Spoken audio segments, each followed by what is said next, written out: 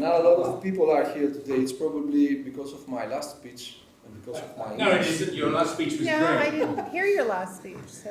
That's why you're here. Okay. So everybody who heard this, You're not you healthy. I think there's sort of a holiday spirit for Thanksgiving and genocide somehow. Yeah. Yeah. Okay, I wrote this myself. It's in English. It's bad English, I'm sure about that, but it's better than Tsipras English. This is something for me. But it's not a big deal, you know, to speak English better than Tsipras, probably. And Tsipras, when he got his Maybe you should proficiency in go and America. meet Clinton. And He what got we his do. proficiency in It was America? Uluri, the newspaper, joke newspaper. They said he won Okay. that. Yeah, probably. He didn't only get his proficiency in America, he got other things as well, so they say. So the subject today is it a genocide? I'm going to be really fast on this, because I think when you try to find if something, an incident in history is a genocide, you have to answer three questions. First of all, was it massive? Second, was it against a group of people, ethnic or religious group? Was it planned by an official or unofficial authority and executed in detail by people who are close to this authority or paid by this authority? And the scientific answers to those three questions concerning the actions of young Turks against Armenians, Greeks and Assyrians in 1915 and ahead, it's yes, yes and yes. So in my opinion, it is a genocide, and I don't know if there's somebody who can doubt this here, but I know who doubt this in the public opinion. So it's a minority of historians who are Turks or are working for Turkish university or other foundation institutions. It's some Or historians. international scholars, or a few diplomats Yes, too. yes, of course. Some scholars with a constant enmity to what is described ethnic truth. Sometimes they are right in what they say, and sometimes they just exaggerate, in my opinion. And of course, there are politicians and diplomats. And also there are some charlatans of history, like, for example, Mr. Patsopoulos, who is not an historian, but he likes to speak about history a lot. I used to be in the same party with Mr. Patsopoulos. It's nothing personal. It's just my beliefs about what he says. Now, can Minister Filis doubt genocide? He has doubted that spaghetti is an important asset for Greek mother. He has doubted that, you know, the Frontisterio is also an important expense for the Greek family. So why can't he doubt the genocide? And of course he can doubt. We are Europeans, we can doubt. We don't live in Islam, or we don't live in some other place. But even in Europe or any other place of this earth, you cannot doubt a crime. Can you doubt the murder of 129 citizens in Paris? Say, for example, that they paid in because of what Hollande did in Syria? I mean, it's a crime. Can you say that this was not a crime? And you cannot doubt that because it will happen again and again. So if you doubt the genocide, and there's also this important theory about what Hitler said in one of his speeches. It is not actually confirmed, but some historians say that Hitler said in a speech in 1939 that who remembers now the Armenian genocide? So he doubted the Armenian genocide, so he did it again against the Jews. But this is not something which is confirmed. That there are a lot of scholars who say that this is a forged document, the E3 documents. Probably you are aware of that. Okay.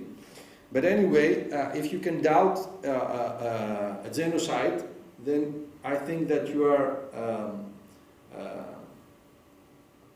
are convicted to live this again, because this is a crime. Somebody who is bringing new scientific, who can doubt the genocide? Somebody who is bringing new scientific proofs on the matter, and also with some restrictions. He will not bring those proofs in a TV show. He will bring them in a place where Western democracies have designated that even the most notorious or unjustified doubts can be raised. And these places are called universities. So there is no problem if you want to doubt something by bringing new proof, and if you want to do a scientific debate in history or in whatever science, you can doubt anything. This is Western civilization. The difference is that you cannot doubt these kind of things in a TV show.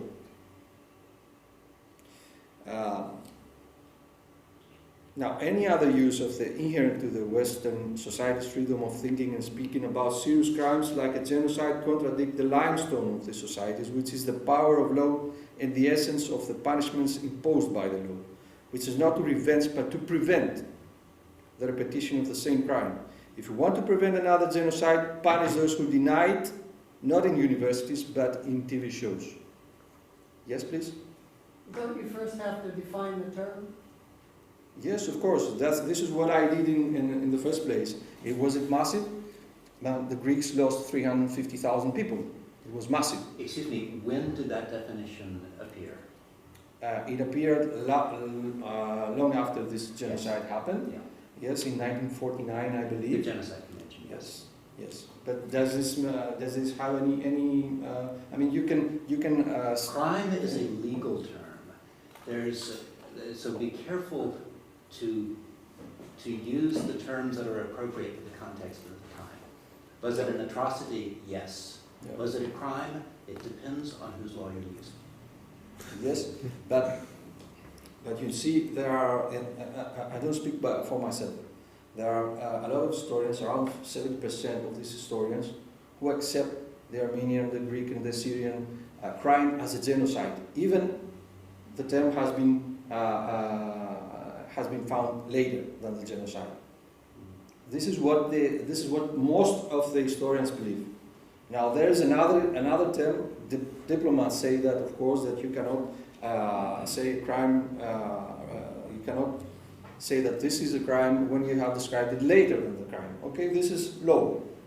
Okay, but it's a very serious crime, genocide, and you don't have to. You don't want to play with the words. It was a genocide, or it was an ethnic cleansing, or it was something else. It was a genocide because it was designed to be a genocide because it was Lehman from Sanders and the Young Turks from one part, and they designed to eliminate all Christian people from their territory because they believed that they need their country to be clear of Christians. This was the plan. There's nobody who can deny that. Yes, please? So if you want to call it a genocide, they have to kill everybody.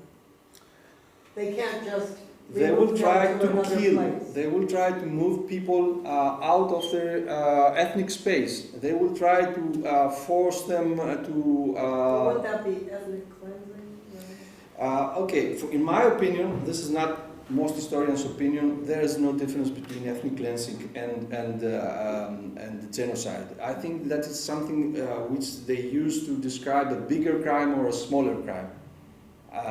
But in my opinion, those are very big crimes. And if you want to say, because ethnic cleansing did not exist in 1915 as a term, also it's not an ethnic cleansing? No, it has to be something. And if it has to be something, then genocide is the perfect word for it, because it was so many people who were punished because they were Christians, or because they were Assyrians, or because they were Armenians. The first time I heard ethnic cleansing was attributed to the Serbs. It may have been before, but me personally, that's the first time I heard that. Yeah. This was more like an ethnic cleansing because it didn't. Some people wanted it to be a genocide because there were Serbs who believed that they have to vanish all Muslims from their territory. They had to vanish all Albanians from Kosovo. Some people tried it to be a genocide, but they didn't achieve it because it was because the Americans bombed the whole place, and probably they stopped that. So it has to include the death of all these people, or it doesn't? Not only the death. Not only the death. Was the destruction of the Muslim Turkish communities of Greece in 1821 a genocide? If you speak about Tripolis, where 40,000 people were murdered, in 1 day, in 2 days, Mhm. I think it was a genocide. Okay, well, all right, as long as we are fair about the use of the term. Yeah. Um, We are fair, yes, I am fair. I have written a lot of things about Tripoli. 40,000 Turks and Jews were killed in 2 days. This was a genocide because it was a plan to eliminate all Muslim population from the Peloponnese. Yeah, though there's an interesting question here, but also with the subsequent ones, which is there were people who had a plan. One of the questions in international law is there an organized authority capable of giving orders and having them carried out? And that's one of the holes in the genocide argument in many places where there are lots of local phenomena, which, extermination, where it's difficult to determine that it was an organized and established authority with a specific plan carrying it out. A lot of these massacres turn out to be local for very selfish local reasons, and they are then adopted, on a broader level for political reasons that have a lot more to do with. Of course, and if you have to argue about Tripolis, this was one argument, because we here Kolokotroni is saying that this was not my task. It was the mob who came into Tripolis and butchered everybody. But in the genocide of the Armenians and the Greeks and the Syrians, it was a plan. It was something that was planned, and we have a lot of proofs about those plans. And it was planned by the Germans and the Turks, by Liman von Sanders. And it was a plan a lot of years ago that if you want to have a state, if you want to have a new state, you have to clean all Christians from your territory. That was the plan. Official German, probably not. The German embassy was quite concerned about this. There were individual Germans, yes, who were quite close to the fanatics, but as German policy, probably shouldn't say the Germans. Some Germans. They were not aware of it, probably, but the military guys who were organizing the Ottoman, the Young Turks, they were behind this genocide for sure, because we have a lot of proofs about that. Anyway, this is my opinion. Of course, somebody could have another opinion, and I think this is the opinion that most historians most international historians accept right now, that this was a genocide. I think actually most scholars avoid the question because it costs them a lot and is fundamentally unanswerable, because everyone will make a political/moral judgment rather than a scientific judgment. So most scholars run and hide in this question. But there was an official question about this subject, international question, and I don't remember what was the institution. It is an institution about genocides, and historians voted, and there were a lot of historians, and they voted for the Armenian genocide in 70 or 77%, I think. But these are self-selected polls, like internet polls.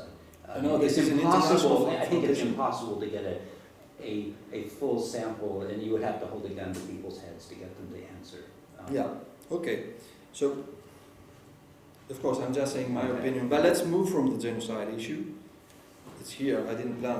I planned that. It's not because of your, arguments. I planned that. Let's move from the genocide issue and see what Mr. Choleva's writes, because I think that most people read about Mr. That Choleva's. was my idea of what we were talking about Yes, tonight. he but has the Karen same had a opinion different with idea. me. Okay, I don't mind. He has the same opinion with me, but goes on with an explanation of why Mr. Filis denies the genocide of Greeks in Asia Minor. He says exactly, Syriza's ideology denies the inseparable link between Hellenism and Orthodoxy. It does not accept the unbroken historical continuity of Hellenism. So according to Mr. Cholevas, there is an unbroken historical continuity with our ancient past. And this continuity was never being interrupted from anything, not even Orthodoxy, for example. And even if you can accept these ideas, how can you accept the assumption that Syriza has a plan, another plan, apart from this plan that they had for the economy? So to save 1,000 words, I will give you an image. a picture of what Mr. Holevas, whom I don't personally know, has in mind, and so do millions of Greek peoples have. Imagine that great Athenian general Pericles going to his worship, fixing his cloak, then doing his cross like this, kissing, the image of Virgin Mary, and saying words of courage and wisdom to his sailors. Fear nothing, my brave soldiers, for we shall win. We are the chosen, the ante memoratum army. We will destroy the wheelchair Spartan homosexuals. I mean, this is the idea, this is the picture that most Greeks have in their minds about Greek continuity, and you can imagine the general Pericles being the same like Minister Kamenos, because the continuity, blood continuity, and the resemblance of ancient Greeks with modern Greeks is so big. So actually, when you hear people like this in Greece saying all this stuff, you get a picture like this. It's all complicated, and it's all in their minds confused. But let's start from this, our blood continuity, which Mr. Holevas implies. How can you be sure that you come from an ancient Greek marriage 30 or 40 generations before, 70 generations before in 500 BC? I have a friend, he lives in the center of Athens. He has 4 children, and one day he went to bed with his wife, and he looked at her in despair, and he told her, "Good night, mother of 4." So she took the slices of cucumber out of her eyes, and she told him, "Good night, father of 1." I mean, the center of Athens, Pakistanis, Afghans, they're all their neighbors. How can he be sure that his descendants come from Pericles? I mean, nobody can be sure. Even me, which I'm Greek from mother and father and grandfather and grandmother, because I don't know what happened 15 generations ago, or 20 generations ago, or 30 generations ago. So to answer this, I would say that scientifically, politically speaking, who cares if there is a blood continuity between us and the ancient Greeks? I mean, I had a teacher in university. His name was George Hourmouziadis. He was a communist, very bright, brilliant teacher. He taught prehistoric archaeology. His name was George Hourmouziadis. He used to tell us that you would be surprised of the relevance that we have in our characteristics with ancient Greeks, rather than the opposite. But who cares about that? Of course we have something. But honestly, who cares about that? Races don't make a people or a nation. This is what is true for science. I think that you will agree with that. Okay? So we agree on something. So what is a nation, and is there a continuity between modern and ancient Greeks? My answer requires another picture. Imagine you are in a tunnel digging your way out. Look behind, what do you see? I mean, if you were Greeks, you would see a vague light right in the beginning of this tunnel, which will be interrupted by a lot of mud, dust, sand, somewhere in the middle. And the darkness is much stronger than light. So this is our connection to our ancestors and their wisdom, the light, and there is no way we are digging to the right direction in such a dark tunnel, in my opinion. The question is, where does this mud come from, and why can't I find my way out? And why can't we find our way out when we go to live abroad, to study abroad, to do something abroad? This is the question. If we go to Europe or the United States, we usually find our way out in our lives. Why can't we do it here? What stops us here? I think it is exactly the beliefs of Mr. Holevas, the dark side of modern Greek ideology. The connection to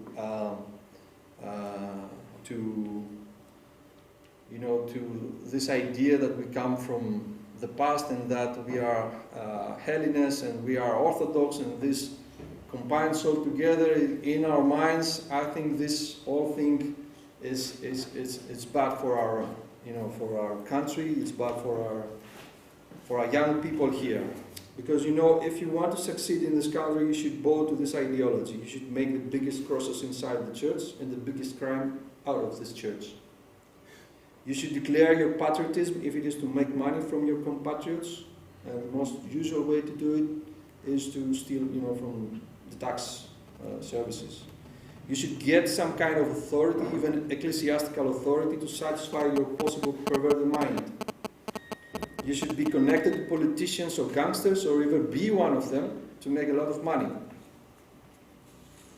So, be a patriot, an orthodox soldier, a conspirator.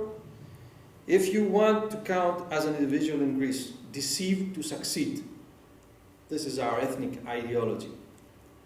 Most of the people, not all of them. Where does this come from? Where does this come from? For a lot of years, I believe that it was not our fault, because our ideology, our ethnic ideology, comes directly from our Ottoman past. I thought I was blaming the Ottomans.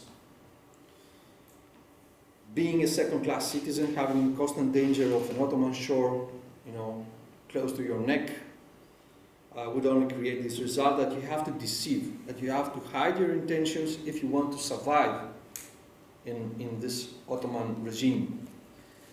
But this is a fair explanation, but not absolutely true, because also the Muslim conquerors had the same ideology. And they have the same ideology, the Muslims, like, Greeks. And in the public life, they are showing off their ethical creeds. But in their private life, they drink alcohol, they smoke hashish, they experience all kinds of sexual abnormalities, they steal, they hide, they lie.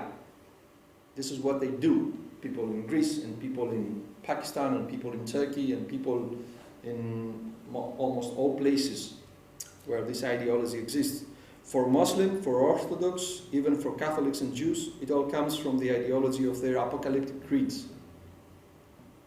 Different levels of austerity in these creeds determine the retardation of its society.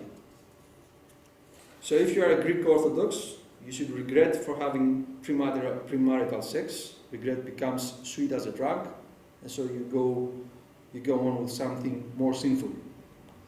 Also, you should never be rich, because your neighbor will say that you are not a good Christian, so hide your wealth. If it is so big, your wealth, and you can't hide it, make a deal with the leaders of church, donate some money, donate money to politicians as well. And finally, get yourself an army, because Orthodox mob hate rich guys. So you have to have some gangsters around you if you really want to be rich and show everybody that you're rich. Last but not least, don't make any scientific progress on issues that could offend the church. The supervising professors, very often connected to the bishops or the established businessmen, who will see a threat in your research, and who are also well connected with all the above. This is why we cannot succeed anything in Greece if we want to succeed something. Because there is a net of all these people and all these ideologies who will stop you in the beginning. There are only a few people who manage to succeed something in this country, because probably it made no difference to the leading people in Greece. The bishops, the businessmen who are gangsters, the politicians who are also gangsters, and all these guys who actually don't care about these people, but they care to sustain, their ideology and their wealth and their whatever they do. So what happens when truth comes up from time to time? The answer is simple. Get a story and say that God revealed himself to a prophet or a saint and gave this story to him. Read the biographies of fathers of our church.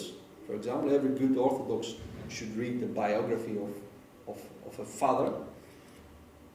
There's this father somewhere in the desert, and suddenly demons attack him from all over the place. Attack him and his body, but he resists and resists until he becomes a saint. Would you have any idea of what kind of attacks are these, and what exactly is the part of his body that they attack? It's very simple. If you read this biography, it's sexual frustration imposed by the Holy Fathers created all known demons. In all Eastern creeds, and they all accepted, without doubt, that there are demons. If you try to find in the 5th century texts where all these demons were created, you will see that it's some kind of a monk somewhere in the desert, and he has, a sexual frustration, and he calls them demons.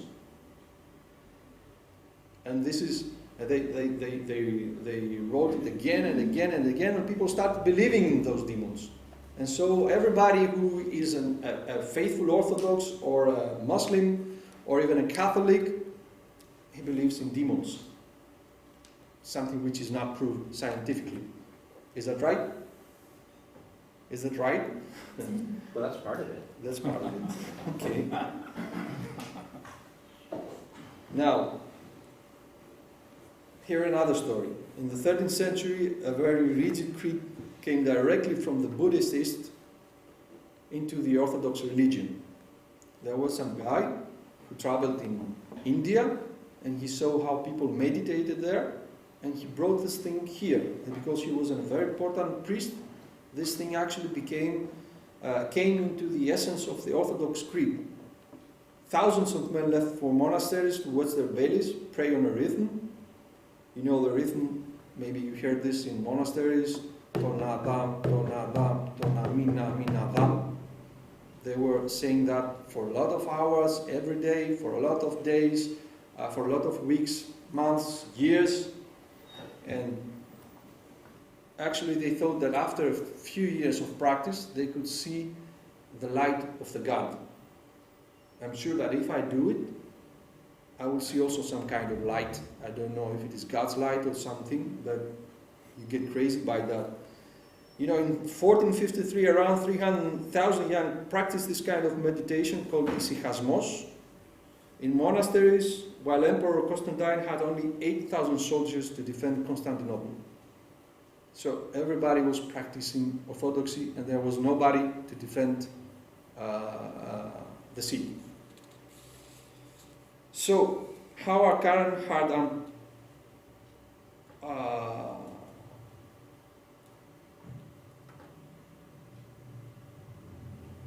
So, about our current hard and unpleasant reality. How comes this reality that we live now from the stories that I just told you? Some guys told to the people that they had a divine plan to save them from the crisis. They spoke in a sacred, non-comprehensible language like the one of the Holy Gospel, the creeds of the left. They pictured their opponents like true demons. They revealed to the people all the conspiracies because behind the dull reality. They met the Archbishop again and again, and yes, they came to the power. Why? Because this is how most people in Greece conceive the world. Through the hierarchy, creeds, names, manners, symbols, traditions of the Orthodox Church. And I think that this is the finest point where I should reveal to you that I have to be a priest's grandson, and that I love Orthodoxy. I study our tradition, and I am touched every time I get into a humble and small and old church. I don't believe that the changes should be imposed to the people by another authority than the church itself. There are humble yet enlightened priests and bishops who can do that, but they are a minority right now. What should be done? There should be a strong institutional dialogue between the Orthodox Church, the state, and the scientific community, which will change as soon as possible the way that the modern Greeks perceive the world, the hierarchy of the society itself, the politics, the science, the religion. I don't think that the Christian faith, even the Orthodox creed, are indifferent to men's progress and to this people's progress. I mean, ask a priest, do you want the Greeks to keep perishing like that inside the crisis? Or would you like something to alter? Can you alter something? Probably most of the priests will tell you this, I need to alter something. But you have to discuss with them. And there are a few priests who will say that don't touch anything. So I do believe we should move all the medieval Eastern mark from the tunnel of our history and be reconnected to the light of ancient Greece as the Western Europeans did and the Americans did 2.5 centuries ago through the process of enlightenment. I think we should change the targets, the methods, the institutions, the content of the substance of substance of our educational system. So, to answer to those two questions that Wayne asked, is it a genocide? In my opinion, it is a genocide. And These were Karen's questions. Karen's questions. And also, is there a plan of Syriza to break this continuity for us with our past and the mix that we have in our heads, the Hellenism and the Orthodoxy? I wish there was a plan. Syriza is not able to make any plan. I think the only plan that can be we can have in this country, it will be a lot of years, after a lot of years, and it should be a plan from the citizens. There should be a discussion between, the church, the politicians, and the people and the scientific community of what is modern Greece, what modern Greece should be, and we should all pass the results of these dialogues from the educational system so that young Greeks will not have the same confused things in their mind like our generations. So, I hope I answered something.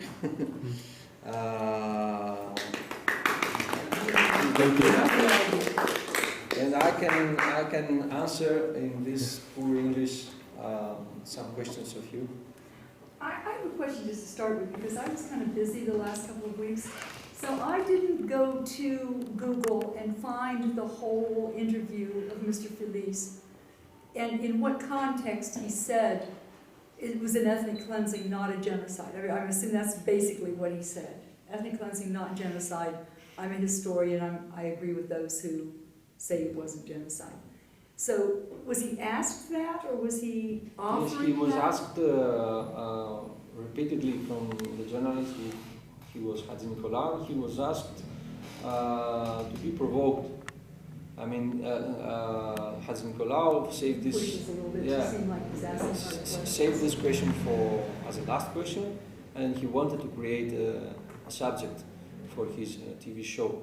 And Filis is so stupid that he answered, yes, he said his personal opinion. I don't think he's a part of any kind of plan. Well, I can relate to that, though. It's so hard not to give your personal opinion when you're supposed to be giving the official opinion. It really is. Yeah, but the thing is that you don't say these kind of opinions in a TV show. You can discuss this in some forums, in some debates, in the university, or I don't know where, but you don't say to the people straight in their faces that it was not a genocide, it was something less than a genocide. Because you know that most people won't understand that. They will be offended. If you want to change something, if you want to change the people of the minds, do something different. I mean, you're the Minister of Education. Do something different. Try to start a dialogue between church, between the scientific community, to make a new ideology. Will it go to that now that this huge brouhaha jumped up and settled down, has been exploited, and now, settles down so again? busy. Will they actually do a Seems dialogue? like the last thing they'd have to discuss, honestly speaking. Is this considering everything else? I mean, they are so busy to put their guys in the positions in the government and to do all this kind of stuff that Greek governments do, because they share the same ideology. They sell to you that they are very ethical, the ethic advantage of the left, but they are doing all the stuff that the right, the other parties did last year. We see that every day. This is it. I mean, it's a very nice Greek movie with Vasilis Ablonitis, an old movie, black and white, and he was the president of the Institution of Spirit and Ethics. So everywhere that he went, he used to say that spirit and ethics. This is also something that the jihadists do now. They show they harm like this and they speak about religion. So he was saying spirit and ethics everywhere. And he tries to find something in his pocket and he takes a woman's bra out of his pocket. So this is it. Whoever says about his ethical advantage, he has something to hide. And this comes also for this leftist guy that came into power right now. Are we saying, when you say that he's doing the same thing that the other parties did before, are we talking about the mainline memorandum and what has to follow from that, or are we talking about all the under-the-table deals and behind the curtain? Under the table deals All and of behind. Last time that we spoke together, we were speaking about the Langard list, about corruption. I was writing at that time in Hodok magazine. I still write to that magazine. I'm fighting corruption, I don't know, 10, 15 years from whatever position I can take it. It doesn't stop. It was supposed to stop, but it doesn't stop. It became worse and worse. And why is that? Because of our ideology as a society. We vote for the guy who is lying. We vote for the guy who will be more a conspirator than the other. Because we are the same. Because we make crimes behind the scene, but in front of the scene, we all proclaim that we are the most ethical persons. And you will find that in Greece, you will find that even bigger, in Turkey, even bigger in Pakistan. The more eastern that you go, maybe the diplomat would say that, the more you go, in the east side, the more you find this corruption stuff. Don't you find corruption in Europe? You find corruption in Europe, but it's not the same. It's not the same, in my opinion. It's not everywhere. It's not in every family. It's not in your head. I mean, if you are in Europe or in America and somebody lies to you, you don't vote for him again. Here you make him a prime minister again. I wish that were true. But anyway, I think that it all has to do with this revolution that they had in Europe, especially in Germany, with Martin Luther, not King. Yes. Yeah. Okay, the original. The original one. Yeah. I think that the Protestants, they tried to, because they had the same problems in Dark Ages, but through the process of the Enlightenment and through this revolution of this guy, they actually tried to put out all this apocalyptic style of their religion. I mean, they can doubt about any truth. It's not a truth there. That demons, they exist. Premarital sexual relations, they don't exist. Homosexuality, it doesn't exist. This is common to all these people who don't have this kind of revolution, even to Catholics, even to Jews, Orthodox Jews. So if you go to the societies, yes, all politicians that are in power, they are liars, they are scums, they are gangsters. It's very rare to find somebody who is honest. But if you go in England or in Germany, I mean, people here in Greece, they say all these bad things about Schäuble, but from my information, Schäuble is a very Protestant kind of guy. Protestant, but he's appreciated in Germany because he only says the truth as he knows. Mm. He Even never lied. Varoufakis praises him. Yeah, he never lied to his people, and you don't have this kind of politicians here. If Schäuble was here, a politician, he would take 0.5%, for sure. What happened to Pangalos?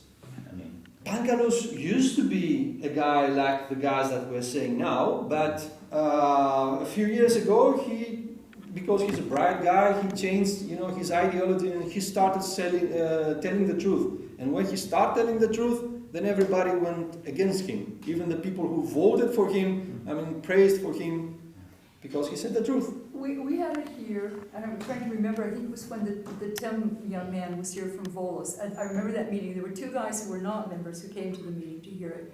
And it was right around the time when he said, we've all been eating at the trough. Mas nem tá vaga, né? Yeah, and they really took exception to that. You know, like, you rich guys have been eating at the top, but we haven't. How dare he say that?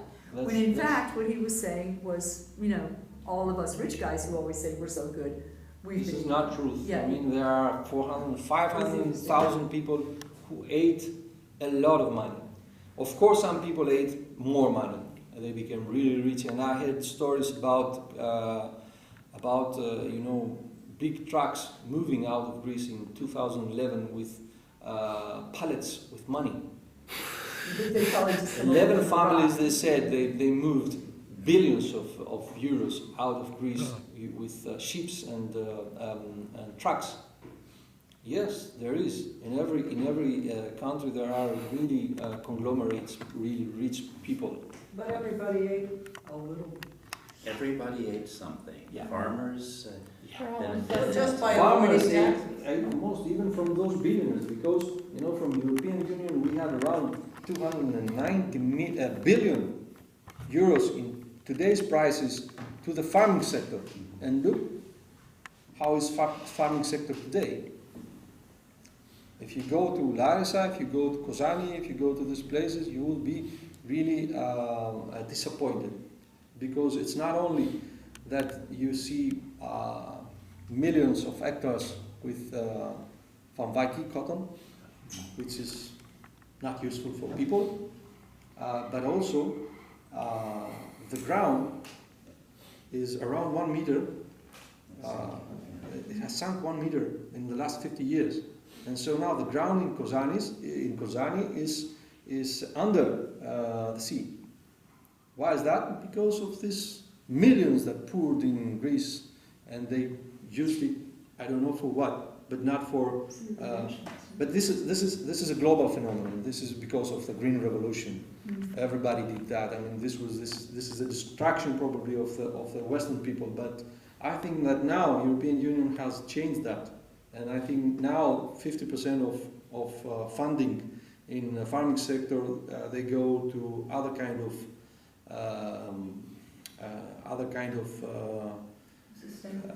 sustainable farming. We heard that in Kapandriti when we went there. Yeah. Yes, please. I was going to say that, do you think that people have a short memory? Because I was thinking of two specific incidences, like the corruption in Greece that we see now. I read a State Department declassified document somewhere on the internet that I read, that during the Marshall Plan, that the U.S. government was also kind of complaining about the money that we were giving them. It was disappearing. They wanted, I don't know whether it was a U.S. ambassador or somebody to look into it, because the money was like, you know, just like the same thing now. There They is ate the a money. text. So is this, maybe this cycle always happens, but people forget because, you know, people die and then a new generation comes and then another scandal. So maybe the same problems we always have. There is a text in 1954, I think, from the U.S. Embassy. Oh, maybe that's the one that I've seen. Yeah, and actually it has the same structure and sometimes the same words with text from the Troika a few years ago. Wow. Yeah. They found exactly the same problems. I mean, how people, the Combines that we say, they Yeah. did the same Combines 50 years ago, 100 years ago, 200 years ago, 300 years ago. They did the same thing. Why? Yeah. Because they conceive the world in the same way, because the religion is so strong in our minds. And the second Human example. nature doesn't change. The second example is one that by our former Helada member Martin Baldwin Edwards, who's not here. I think he moved back to the UK. But he told me, like, because of all the right now Greek people like Golden Dawn and all that, they're against the immigrants and there's racism and there's crime. But he said in Greece in the late 1800s, or it could have been the early 1900s, that it was the same thing they were saying about the village people that came into Athens. Their crime was up because all these villagers were coming in and they were taking the jobs, and the people didn't want to let their family go out at night because all these people from Tripoli were around, and so isn't it the same thing? We're just recycling. Now it's not people from Tripoli, it's people from Pakistan. Yeah, there was a thing. Syria. There was a thing that they wrote on the walls. Έξω οι βλάχοι από την Αθήνα in 1980s. The Vlachi Yeah. out of Athens. What year was that you said? 1980. 1980? 1980. So 1985, I was at a 1990, cinema yeah, with a 85. and people got up early at the end of the movie to leave, you know, and you said, so. But you know, the thing is, I mean, those people that came from the Greek villages into Athens, of course it was a problem.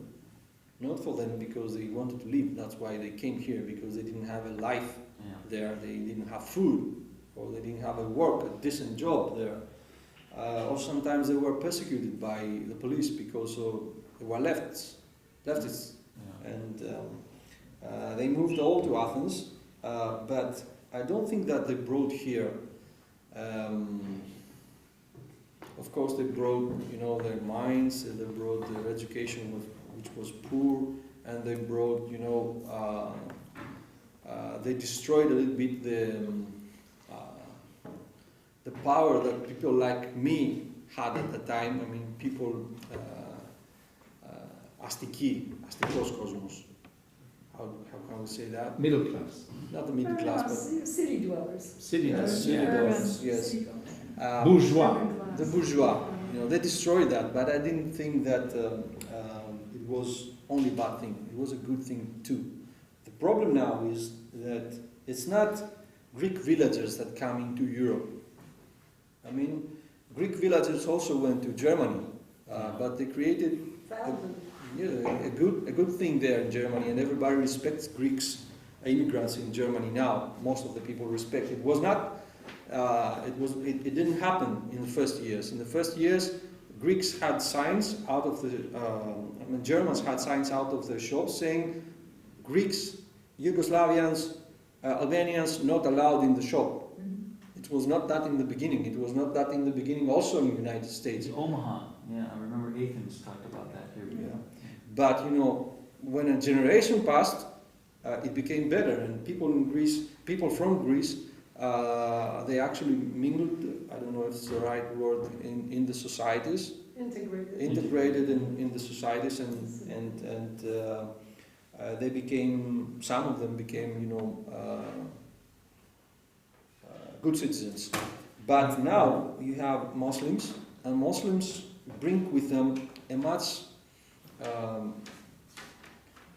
more rigid understanding of life and of society. I mean, you cannot change, you cannot alter the mind of a Muslim as easily as you can do it from a Greek villager. Because as I told you, the more you go... If you're Greek Orthodox. I think it depends on what you're trying to change. I mean, you know, you could maybe, you know, get him to dress differently or not force his wife to wear a scarf. But if you told him that he couldn't be Orthodox or that he couldn't do certain things within the church, he might balk at your trying to... Also, what about appearance? Because I often wonder, because, okay, I'm blonde, there's not Greeks, too many that look like me, but I'm used to it now. But what if you're a Pakistani guy, comes here and you're dark, and everywhere you go, people treat you like crap because they think you're a beggar? Or, I mean, I know people that of color, Americans. I have one particular lady I'm thinking of who's black, and she said people, they don't treat her nice because they think she's from Africa. And she told me as soon as she speaks English and says she's from America, then people are nicer to her. But until she does that, people are not very polite. I want to see that on a timeline, because my feeling is that maybe 30, 40 years ago, the single black, as Yvette experienced here, she was not mistreated, she was a pet. She was on TV, she was a singer. Well, Yvette's gorgeous too. Yvette's gorgeous, so maybe that too. But she was one. Yeah, she was. That was before the Africans came to Greece. And when the Africans came in a large number, began threatening people. I don't think that Greeks are really racist. I don't think that any people is racist. Not racist in the definition of violent and stuff, but sometimes being racist can also mean like just sort of excluding you, or just maybe a particular look. Like, okay, I get the looks. Xenophobic. Yeah, xenophobic. Okay, I don't take it personally now. I say I am different, so people are going to look. It's no big deal. But at first, I felt very uncomfortable because, you know, you're on the metro and, you know, eyes are looking at me or look. But now, see, maybe I would do the same if I was, I don't know, somewhere in an Asian person that I hadn't seen before came on. I might be curious. It's not in a bad way.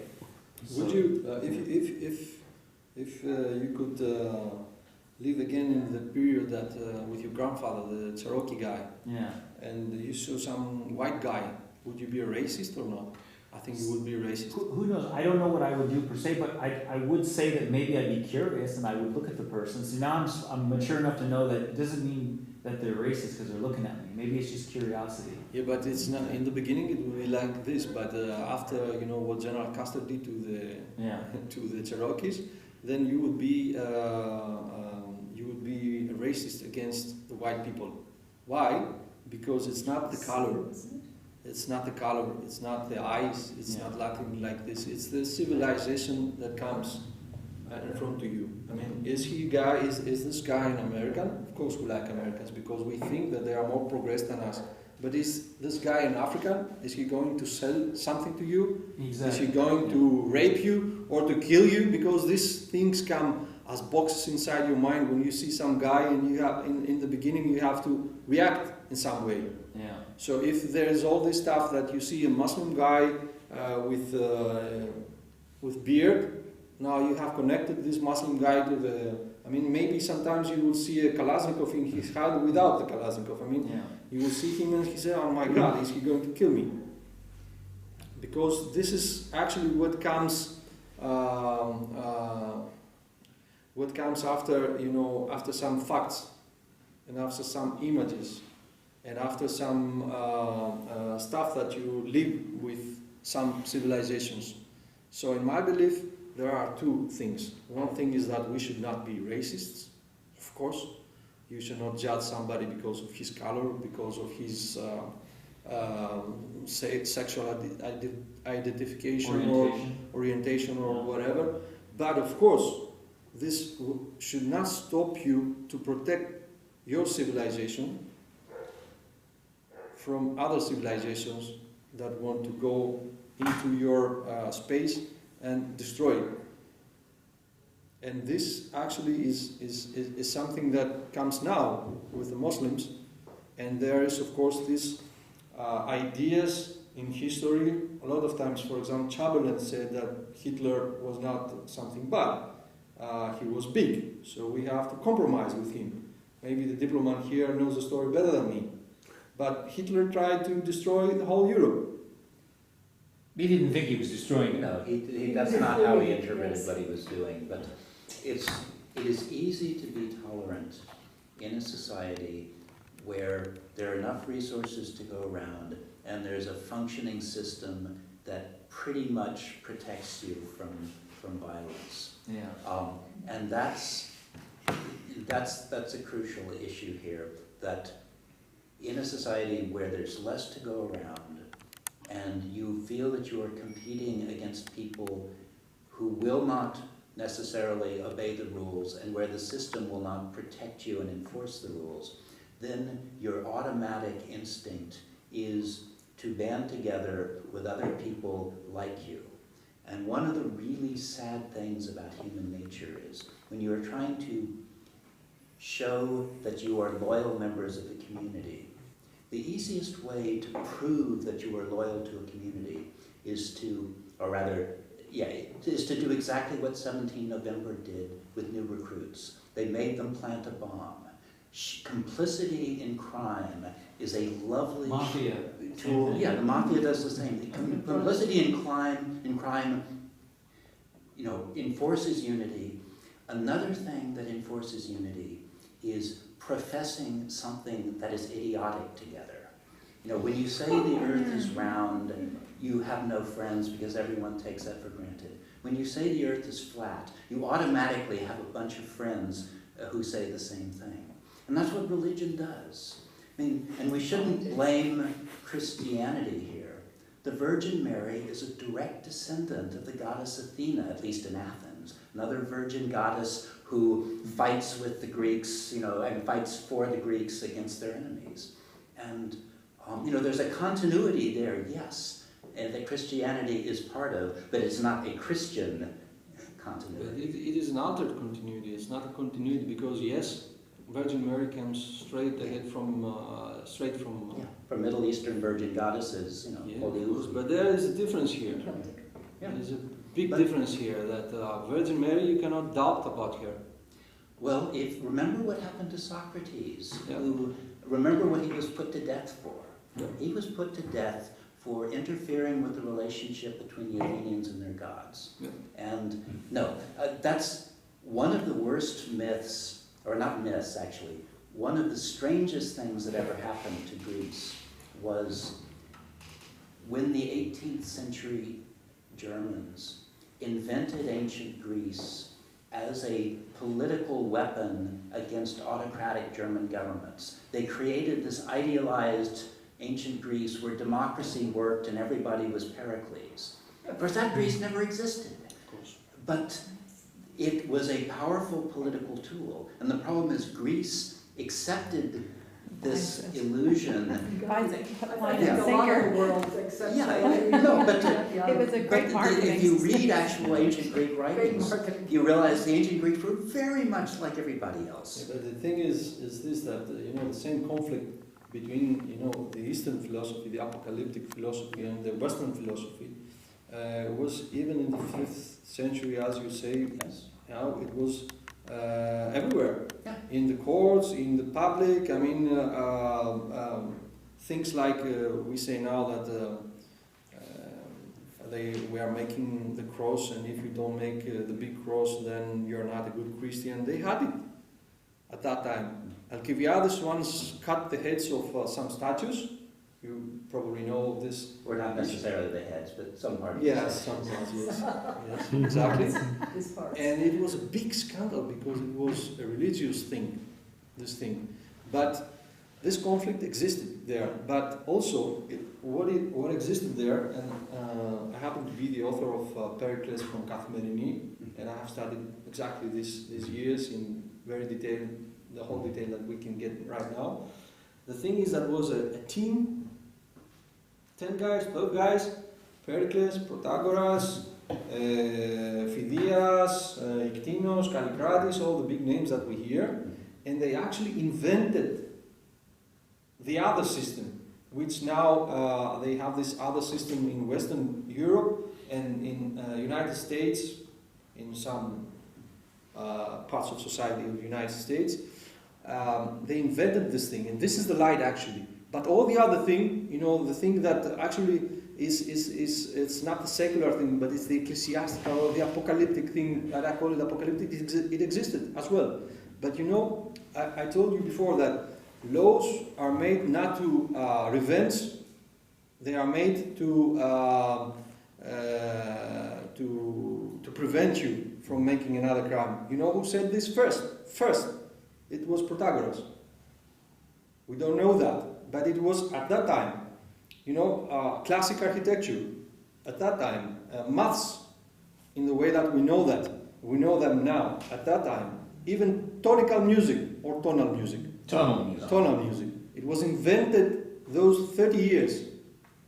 Ancient Greece is also a thing of, religion. It existed. We had religious, pious people. We had people who believed in, even Western now. If they saw an eclipse, they would think of the gods and all this stuff. It was the same. But we had this team of people here in Athens, and they altered the way that we think. And some societies were enlightened in 18th century by these ideas, and some societies were not enlightened by these things that they created or they discovered at that time. And maybe the Egyptians also discovered a lot of these things, but because they had a different ideology, they didn't pass it to politics, so we don't know these things from Egyptians, but we know them from Greeks. And Thales supposedly learned it from the Phoenicians. Yes, of course. Yes, but it is true that I would say it crystallized. It wasn't invented, but a whole bunch of tendencies that were appearing came together in Athens at a time when Athens had relative peace and a lot of money. And democracy is easy when you've got a lot of money. And it's not easy because, for example, Saudi Arabians have a lot of money now, but they don't have democracy. It was not that. It was, They don't want it either. they don't want it. It was some bright people coming together, and I think there's a good explanation about this thing that happened there in history. It was about some motives. I made a speech in the Mensa Society a few months ago, and we discussed this a lot.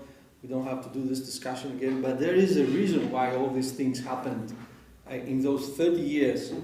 And there is a reason why all these people came together in Athens these years, and they created what we call now Western civilization, and what is fighting now with orthodoxy, with Islam, with Orthodox Jewish religion, with all kind of religions, even with Buddhism. Buddhism is, I think, it's much more open than other kind of religions that they believe in one God and stuff like this. It's not exactly even a religion. It's not even religion. They don't As it was in ancient Greece, it was not a religion. It was an aesthetical connection with nature. That's why they had so many gods. That's why they described everything, in a myth and all this stuff that we know. It wasn't a religion, but when you have a clergy, when you have priests and bishops, it becomes a religion. It becomes a creed, and you are not allowed to move out of the creed. You are not allowed to doubt anything. But these guys, they were very clever. They had the power in Athens for a few years, and they doubted everything. And they tried to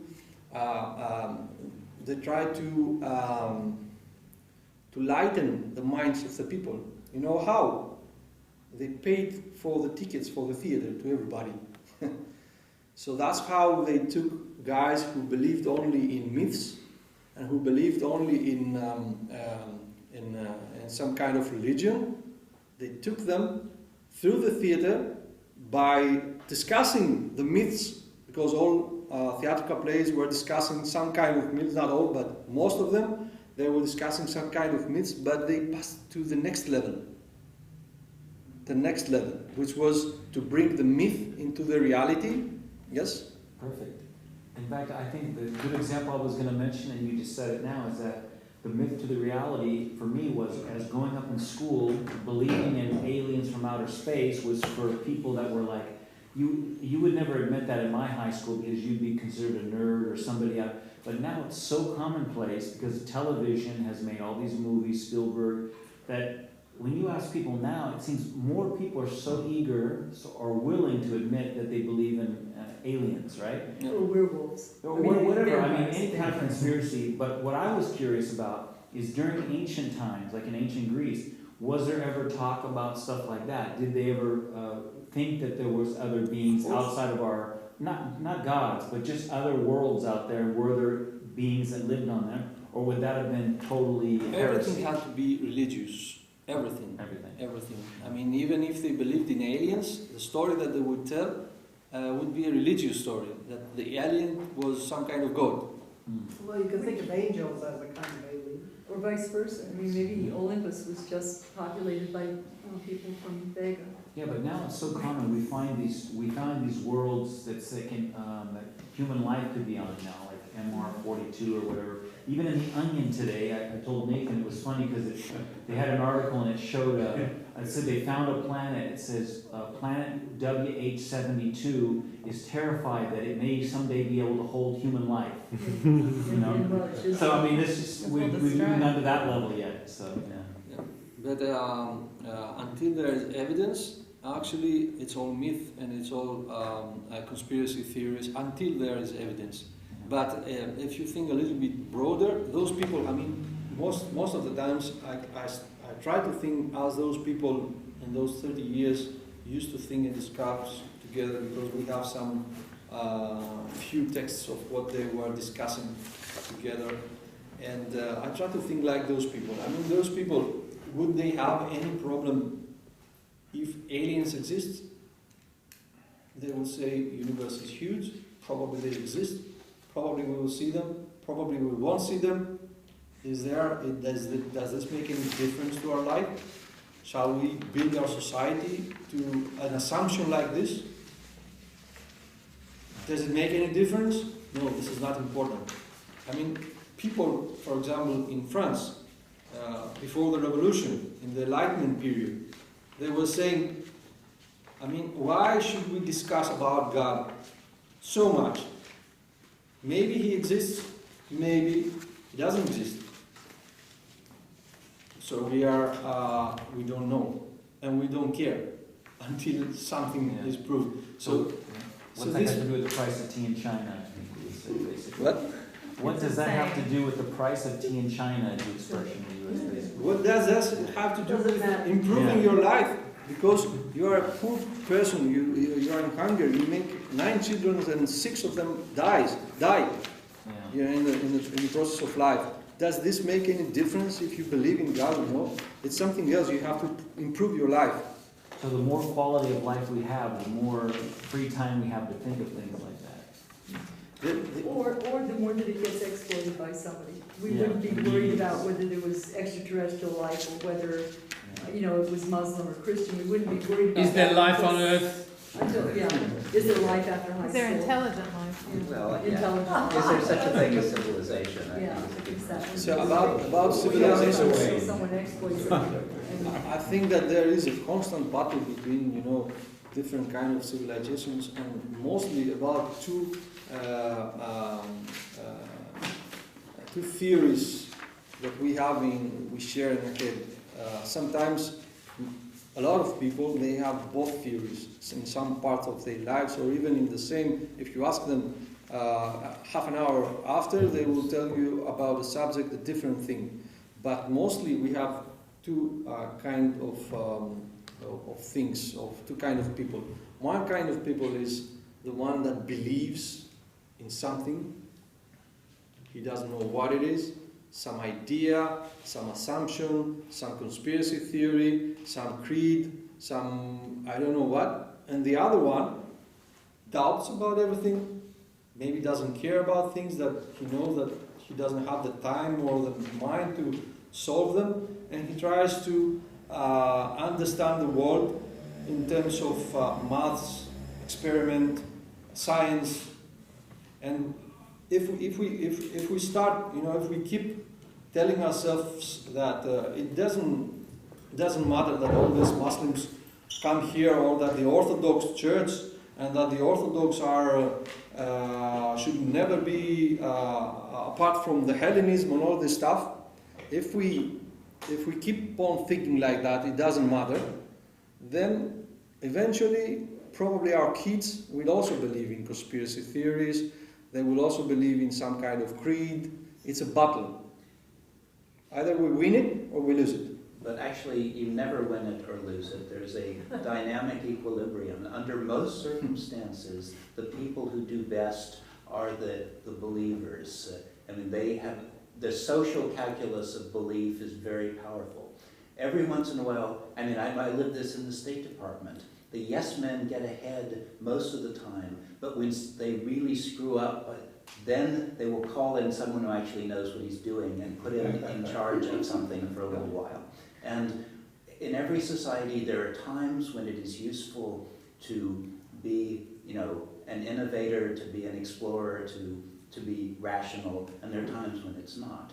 And no society can predict when the right time to be rational is and when the right time to be, faithful. But so you need both. Any healthy society has both, of course, at the but same time. if you ask the Indians, again the same example, and they would tell you this theory about equilibrium, and they lost.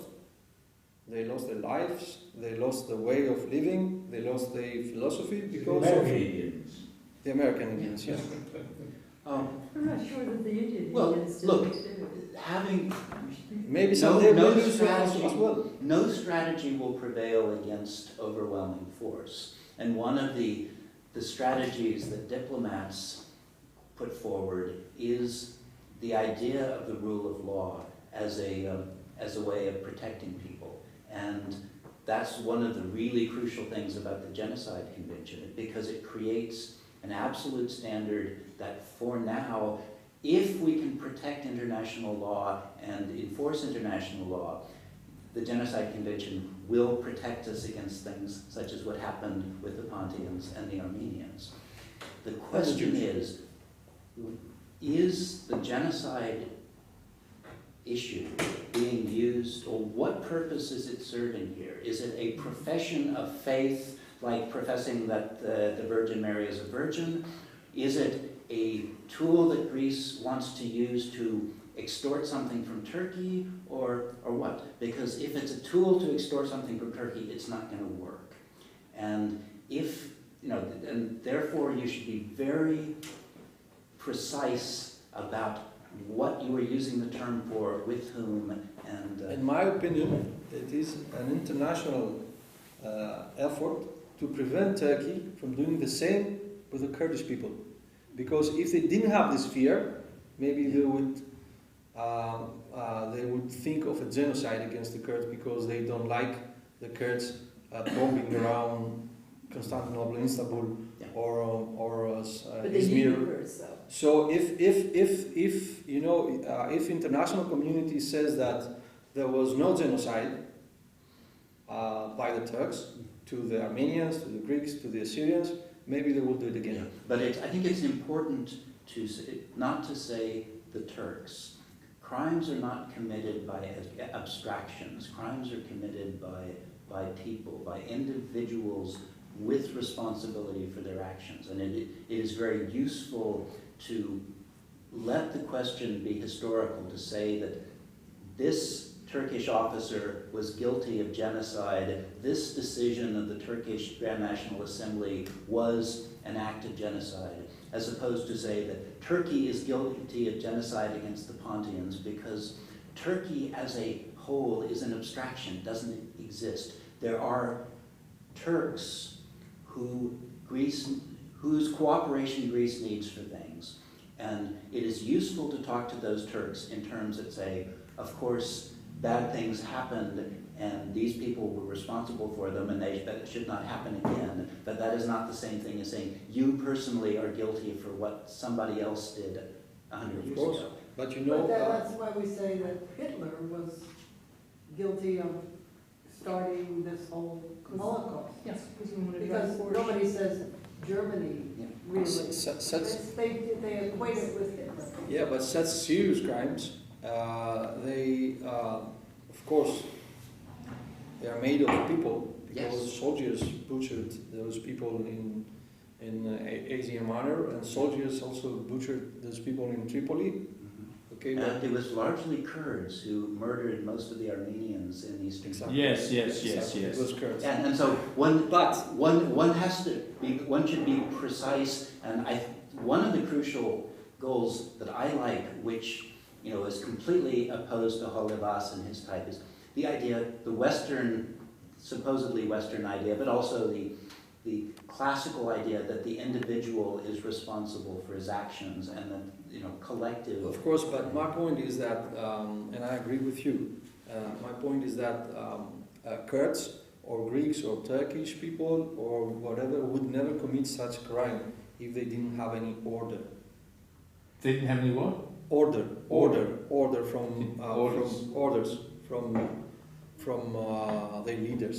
What about the Oh, I ethnic cleansing don't of the think that is Chams true. in 1944? There's no sign that the destruction of the Cham community in Greece was ordered either by the provisional government in Egypt or by anyone in Athens. That was local politics. No, I think it existed because I think that the politicians or the government here actually ordered this thing. They would never let this happen from people. It was an official policy of Greek state. Or Greek at state. least they allowed it. They allowed it. No, actually, they put the army to send them away. Well, but that was Eves at the time, and which Exactly. was only, It was all orders from Egypt, where the government was. All Okay. orders from Egypt. And if you want to say that this is a genocide, I don't claim that all genocides are made by that there are no mass murderers and mass. no, it was clearly Mass an ethnic crimes. cleansing. That's, you kill a few people Yeah. to scare the To rest. scare the rest, and so they leave. But what my point is, and sorry for my bad English, it gets worse and worse. No, it's Well, fine. we all get tired. Okay. Because I'm tired. But What my point is that, for example, was it fair what happened to Milosevic? It was fair that he was convicted for the crimes that he was convicted. I mean, when you say that it was a genocide, this thing that happened in Asia Minor, you don't try to fear the Turkish people. You try to fear their leaders, because if they commit it again, then they will go to jail and they will die in some jail. And this is, I mean, Kurdish people don't actually, they will not, they are not, the danger for Kurdish people now is not the Turkish people, it's the Turkish government. That maybe someday they will, you know, because you used to work for the government, there are some kind of orders that we don't learn about this, but they exist. And they say, kill those people so that the rest are moving out. They say, destroy this mosque or this church so that people are afraid and they get out of this place. Send some warriors in Paris, kill some people there, so that the people in Europe will be afraid. I don't think that these things happen because of Abaoud, this terrorist. Somebody ordered and somebody paid for that. And this is what you have to protect the world from. That's why you say that it is a genocide. It's much easier for me to say that this is a genocide. For example, the thing that happened in Tripoli, in technical reasons, it wasn't a genocide because, as I told you, there was not an order from Kolokotronis. He says that. But you say it's a genocide because it was a massive thing, and maybe there is a secret order which we don't know. I think you have to be careful with that. I mean, in legal terms. In legal terms, if for some reason a mob runs amok, and you're sitting there in the Capitol hoping that they won't, and hopefully have trained everybody so that they won't, when you say stop, they'll all stop. But somehow it gets out of control. It's not a genocide in that sense, in the definition of having been ordered. It might be in the sense of having set it up to allow it to happen. But basically, it still is going to come back and haunt the person who was in charge at the time. Buck stops here, as we say. So they can be held to account, and maybe people along the line can be held to account. In Iraq, But how we many hold people have to be involved. involved to Yeah, I be mean, in genocide? it troubles me. 40,000, is it 100,000, is it? Or does it go by number, Is it 10? or does it go by the idea of intent? By three ideas, as I told you before, and I think this is, the diplomat here could agree with that there are three ideas. Was it massive? It was massive. Was it against an ethnic group? It was. And Was how it, massive is was massive? it ordered by some people? It was. If you have these three things, then you call it a genocide. Now, if you have, for example, a people of, I don't know, of 200 Cherokees that stays now in some kind of mountain and you kill 190 of them, then you can kill, and you have an order for this, you can call it a genocide, even if it was 190 people. And you said something interesting about Paris. If it's an order, as you say, like if somebody was paid to do that, then in some ways, to me, that would, I mean, I don't necessarily agree with that, but if that's the case, then people like us that are living here wondering if jihadists are coming to get us, then you could say it's not, because that was just some sort of controlled attack to scare us, and that means the real attacks won't come. Maybe As they will opposed come. to The what real was. attack, that was the real attack. No, but he's saying that They've done what they've if done. they pay And it people. certainly wasn't against any particular group of people. Yeah. It was just anybody who happened But to be there. if some, just like the people that think the 9/11 attacks was by the US government, I mean, to me, that's the same kind of conspiracy theories that I don't buy into. But on the other point, if what you're saying, if it was like Western governments paid people to do that to keep us under control, then what about the real Al-Qaeda and the real ISIS? What, they don't do attacks? They're just out there for... Is there a real Al-Qaeda? Are they just making sound announcements? I'll riff off of what you Okay, said. yeah, If you were to go with the theory that this is all being orchestrated in order to manipulate people into thinking or voting or spending or whatever in a certain way, there's still a possibility of a spontaneo somewhere undertaking a violent a rogue, in other words. Yeah. action Yeah. that's not being orchestrated. So, I don't know, I missed part of it, I'm not exactly sure what you're talking about. But yeah, as he mentioned about the Paris No, attacks. I think that all the conspiracy theories, they should be out of the discussion.